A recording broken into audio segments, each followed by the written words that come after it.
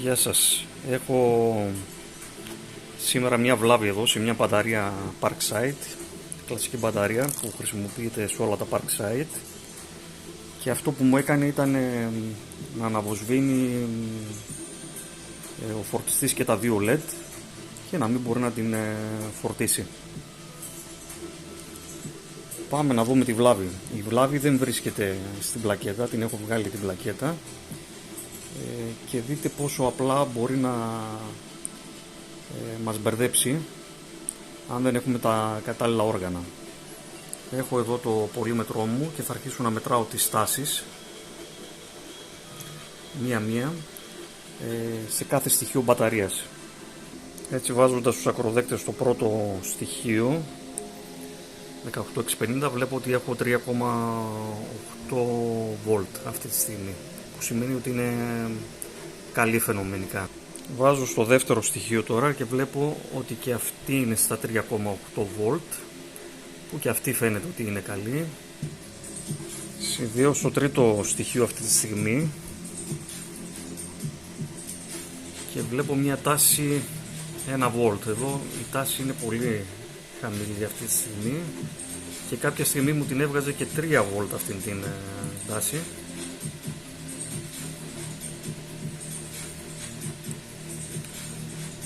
Οπότε εδώ αρχίζω να ψηλιάζομαι ότι κάτι μπορεί να συμβαίνει.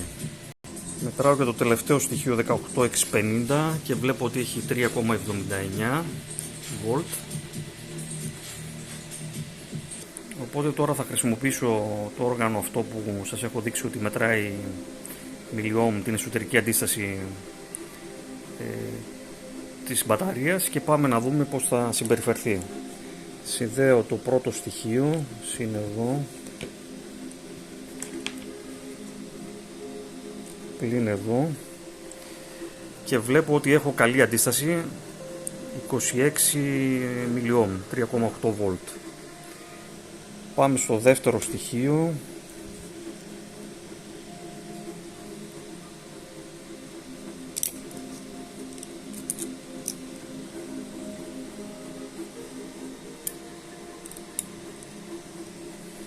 Και το δεύτερο στοιχείο μας δείχνει 3,8 βολτ, 28,35 μιλιόμ, και αυτή είναι καλή. Και θα συνδέσω τώρα το τρίτο στοιχείο, το οποίο μας δημιουργούσε το πρόβλημα και έβγαζε λαθασμένες τάσεις, και βλέπετε εδώ ότι πλέον αναγνωρίζει ότι η τάση είναι 0 βολτ, ότι το 1 βολτ αυτό ή το 3 που μου βγάζει εμένα κάποια στιγμή όταν ήταν πιο φορτισμένες οι μπαταρίες, βλέπετε ότι έχει πρόβλημα. Μας βγάζει 415 ohm, 420 εσωτερική αντίσταση.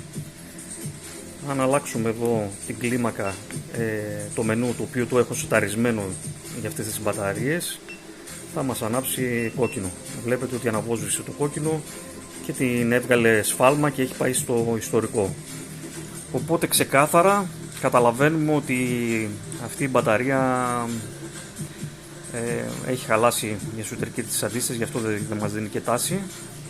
Πάμε να δούμε και την τελευταία μπαταρία μας, το τελευταίο στοιχείο που έδειχνε καλό με το πολύμετρο, το οποίο είναι πράσινο, και βλέπετε ότι εντάξει, έχω βάλει ένα από τους ακροδέκτες, 3,79, 25,44. Άρα θα προχωρήσω στην επισκευή και πρέπει να βάλω ένα στοιχείο με τα ίδια χαρακτηριστικά που φοράει αυτή η μπαταρία. Αυτή ήταν η βλάβη. Θα ξαναμοντάρω την πλακέτα μας και πλέον ο φορτιστής θα αναγνωρίζει την μπαταρία κανονικά και θα την φορτίζει.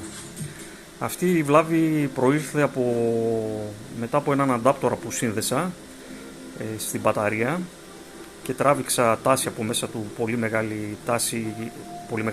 μεγάλο ρεύμα,